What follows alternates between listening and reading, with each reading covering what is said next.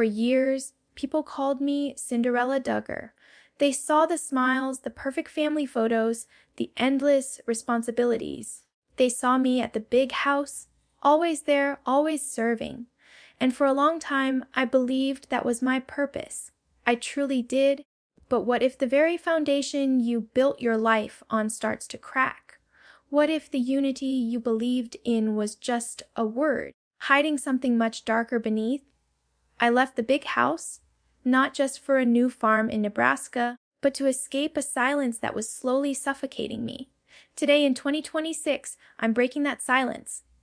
Not just for myself, but for my sisters, my brothers, and for anyone who's ever wondered what really goes on behind closed doors. What I'm about to share with you, the details of my father's secret will, the loyalty contracts, and the financial ultimatums that tore our family apart.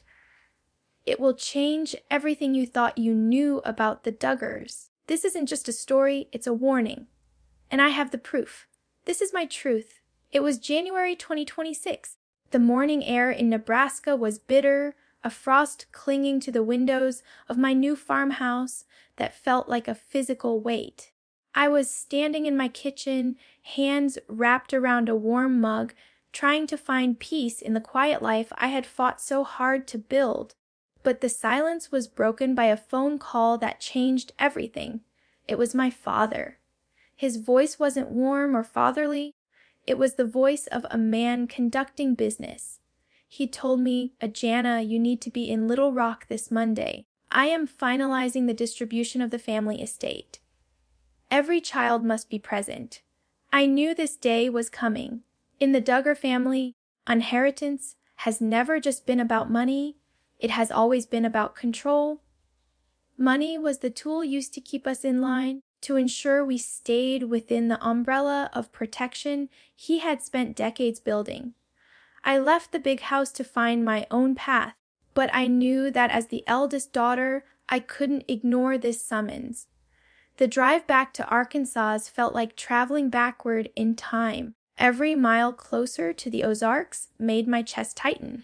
By the time I walked into that cold, high-rise law office on the 16th floor in Little Rock, the atmosphere was suffocating.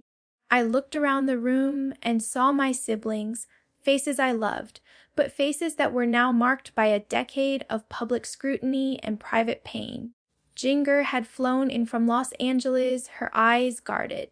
Jill sat in the corner with Derek, their posture defensive. Even the younger ones, Johanna and Jennifer, looked pale, sensing that something monumental was about to happen. My father sat at the head of a massive mahogany table, wearing that familiar, unshakable smile. To the world, he was the patriarch of a wholesome empire. But in that room, surrounded by high-priced attorneys and thick legal folders, he looked like a king preparing to divide a crumbling kingdom. The lead attorney cleared his throat and opened a tattered leather folder. He began to read I, James Robert Duggar, being of sound mind, do hereby establish the final distribution of the $20 million family estate. A chill swept through the room. $20 million. To most people, it sounds like a blessing. To us, it sounded like a trap. As the lawyer continued, the true nature of the inheritance war revealed itself. My father hadn't divided the money equally among his 19 children. Instead, he had created 3 tiers of worthiness. The first tier was for those who remained loyal, those who signed the new non-disclosure agreements and promised to never speak a word against the family brand. The second tier was for the prodigals, the ones who had moved away but remained silent. But the third tier was empty. I watched Jinger's face as the attorney read her name. Because of her book, because she chose to tell her story, her inheritance was listed as exactly $1. My father didn't even look at her. He just kept scrolling through his own notes. The silence in that room was louder than any scream. I realized then that 2026 wasn't going to be a year of reconciliation. It was going to be a year of war. And as the eldest, I was the only one who knew where the real ledgers were hidden, the ones that proved this $20 million didn't just come from hard work, but from a decade of secrets that were finally ready to boil over. The room in Little Rock felt like it was shrinking. After the shock of the $1 inheritance, the lawyer reached for a second, even thicker stack of papers. This wasn't the will itself. This was the condition of acceptance. My father called them blessing agreements, but to the rest of us, they were clearly loyalty contracts. For the next 15 minutes of that meeting, the lawyer outlined the terms. To receive even a penny of the $20 million estate, each of us had to sign away our right to privacy forever. Clause 14 was the most terrifying. It stated that our homes, our social media, and even our private conversations would be subject to spiritual auditing by a board of directors chosen by my father. I looked at Jessa. She has always been the pillar of the family, the one who stayed closest to the big house. But even I could see the blood draining from her face.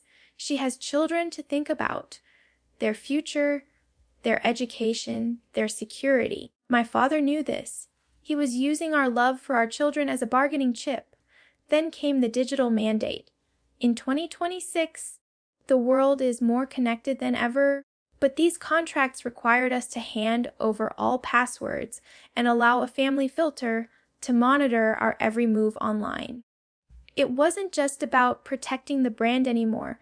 It was about owning our thoughts. I remember the sound of Jill's chair scraping against the floor. She didn't say a word. She just looked at my father with a mix of pity and anger, then looked at the contract like it was poison. The lawyer kept reading, his voice droning on about media blackout periods and approved narratives. He explained that if any of us were to give an unauthorized interview or write a blog post without the board's approval, the entire inheritance for our specific branch of the family would be instantly revoked and redistributed to the loyal siblings. This was the masterstroke. He wasn't just controlling us, he was turning us against each other. If I spoke out, my sisters lost their money. If Jessa stayed silent, she was rewarded with the money taken from Jinger. It was a psychological prison. I sat there, looking at my own hands, realizing that the $20 million wasn't a gift for the family's future. It was a bribe to keep the past buried forever. But what my father didn't realize was that some secrets are too heavy to be bought. The meeting at the law office ended in a cold, hollow silence. No one signed the contracts that day. As we walked out, my father gave me a look that said he expected me, his reliable daughter, to convince the others. But what he didn't know was that I had already seen behind the curtain. A few weeks before that meeting, while I was helping pack some of Grandma Mary's old belongings at the big house, I stumbled upon something I was never meant to find. Behind a false panel in the floor of my father's private study, there wasn't just a safe, there was a ledger. Not the digital ones the family accountants saw, but a handwritten one dating all the way back to 2015. As I sat in my Nebraska farmhouse that night after the meeting, I pulled out the photos I had taken of those pages. Segment 3 of this story isn't just about the will, it's about where that $20 million actually came from. We were always told it was from real estate and careful saving, but these pages told a different story, a story of the Silver Leaf Trust. I spent hours cross-referencing names and dates. I found entries tied to private land deals in Central America and mysterious donations that seemed to disappear into offshore accounts the same year the show was canceled. The more I read, the more I realized that the inheritance wasn't just a bribe for our silence. It was a way to launder a legacy that was built on more than just used cars and saving the difference.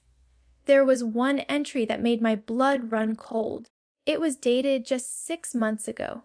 It was a payment made to a private security firm, not for the big house, but for surveillance and containment in Nebraska. He was already watching me.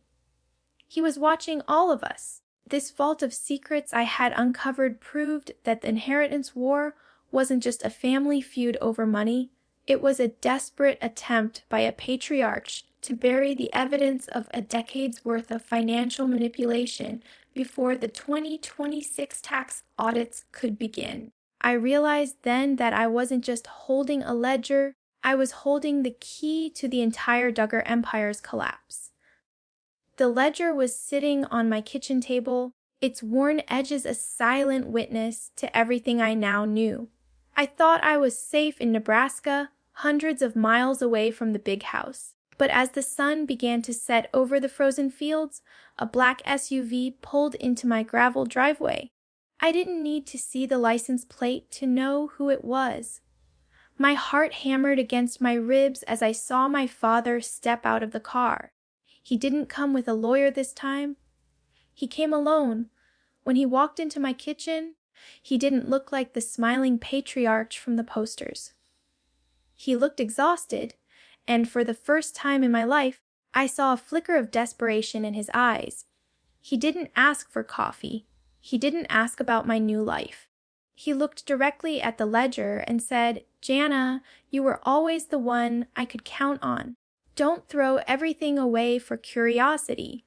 Well, for the next 15 minutes, we had the conversation I had been avoiding for 20 years. He tried to explain that the money, the Silver Leaf Trust, and the offshore accounts was all for us to protect the family from a world that wanted to see us fail. He told me that if I released what I knew, it wouldn't just be him going down, it would be the entire legacy, my brother's businesses, my sister's homes. The future of every niece and nephew would be wiped out in the scandal. I realized then the ultimate trap of the inheritance war. It wasn't just about the money, it was about the guilt. He was making me the villain of the story. "If you speak," he whispered, "you are the one who destroys this family." But I looked at him and finally spoke my truth. "No, Dad," I said, my voice steady for the first time. "You destroyed the family when you put a price tag on our loyalty." I told him to leave. I didn't give him the ledger, but I didn't call the police either. Not yet. As his car drove away into the Nebraska dark, I knew my life at the big house was officially over. I was no longer the reliable daughter.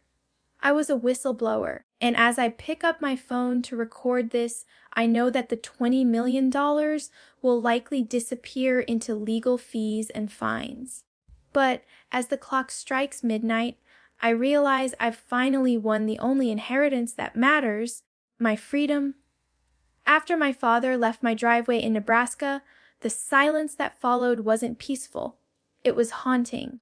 I realized the inheritance war wasn't just a battle between a father and his children.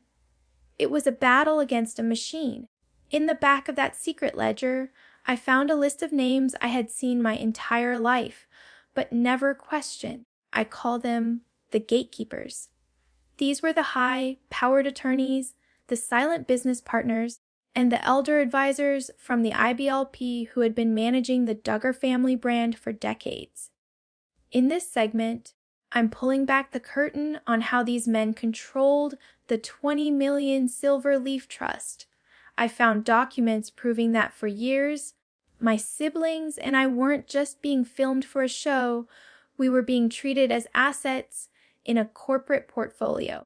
The gatekeepers had veto power over our marriages, our homes, and even our medical decisions.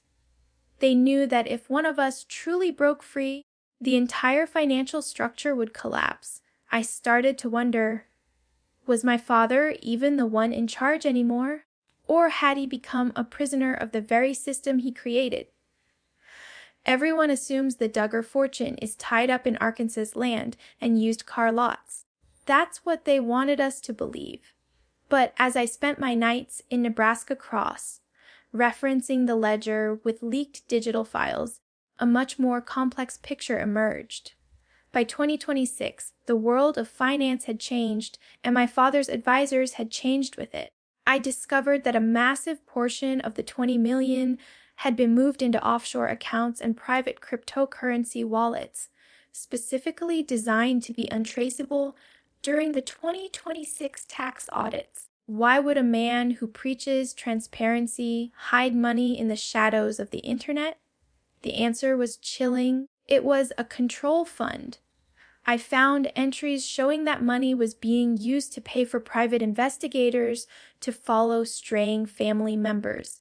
I was shocked to find a line item titled Nebraska Logistics.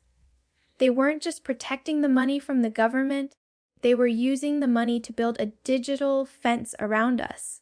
My own inheritance was being used to pay for the people spying on me.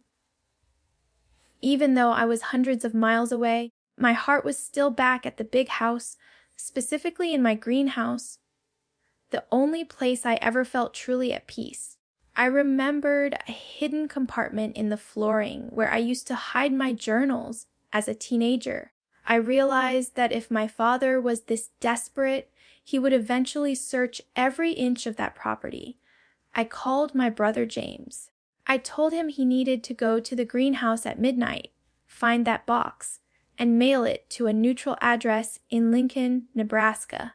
When the package arrived, it wasn't just my old journals inside. Tucked into the lining was a series of loyalty rankings handwritten by my father. He had literally graded his children on a scale of 1 to 19. Those at the top were promised the world. Those at the bottom, like Jill and Jinger, were marked for total erasure. Seeing my own name drop from the high one spot to the danger zone was the final proof I needed. This wasn't a family anymore. It was a cult of compliance, and the 20 million was the ultimate prize for the most obedient child. The most emotional part of this journey wasn't the money, it was the late night phone calls with my sisters. In this segment, I'm sharing the transcripts of the encrypted messages we sent to each other during the winter of 2026. Jessa, Jinger, Joy Anna, and I formed a secret circle. For the first time in our lives, we stopped competing for our parents' favor and started talking about the truth. Jessa confessed the pressure she felt to maintain the perfect image just to keep a roof over her children's heads. Jinger shared the guilt of being the first to leave and the pain of being worth only $1 in the eyes of her father. We realized that the inheritance war was designed to make us hate each other, to make us jealous of whoever was winning the will. But that night, we made a pact. No matter who got the money, we would support the ones who didn't. We were breaking the cycle of financial abuse that had governed our lives for 30 years. We were choosing sisterhood over the Silver Leaf Trust. By late February 2026, the pressure reached a breaking point. My father's lawyers sent a final explosive ultimatum to all 19 of us. We had 48 hours to sign the loyalty contracts or be permanently removed from the family trust. But there was a new clause added, Clause 22. It required us to testify in court, if ever called upon, that our childhood was perfect and that no financial or emotional irregularities ever occurred. It was a perjury trap. He wanted us to swear under oath to protect his legacy or face poverty. I sat in my Nebraska living room, looking at the signature line. If I signed, I would be a millionaire, but I would be a liar for the rest of my life. If I didn't, I would lose everything I was owed for my years of service to the family. In this segment, I'll tell you about the moment I picked up the pen and what I did next that sent shockwaves through the entire Arkansas legal system. I wasn't just refusing to sign, I was preparing to file a counter suit that would expose the inheritance war to the entire world. The moment I hit send on that email to the investigative team at the Arkansas Gazette, I knew there was no turning back. The inheritance war was no longer a private family feud. It was about to become the biggest scandal in the history of reality television.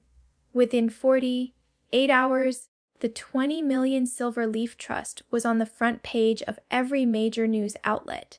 In this segment, I take you inside the courtroom during the preliminary hearings in the spring of 2026.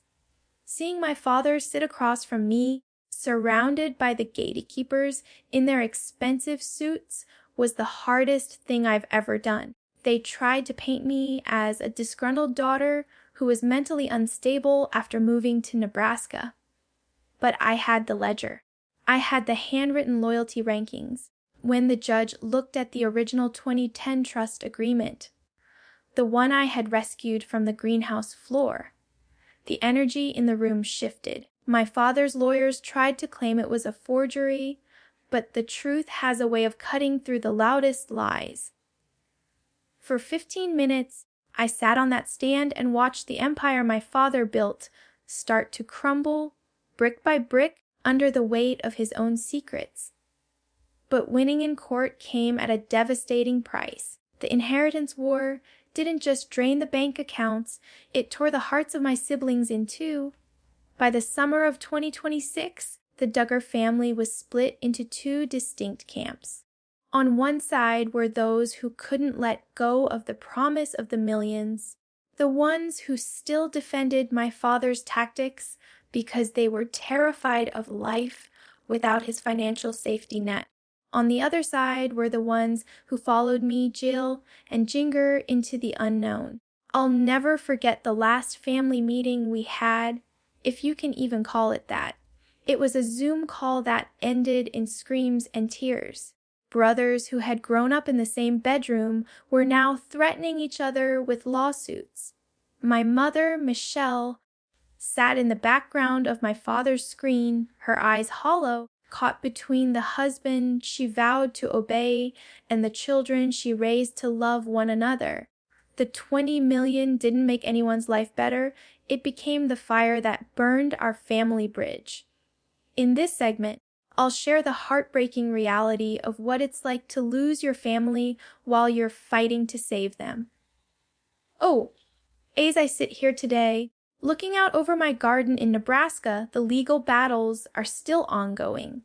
The Silver Leaf Trust has been frozen by the courts, and much of that 20 million is being swallowed up by attorneys and federal investigators. People ask me all the time, Jana, was it worth it? You could have been a multi-millionaire if you just signed that paper. My answer is always the same.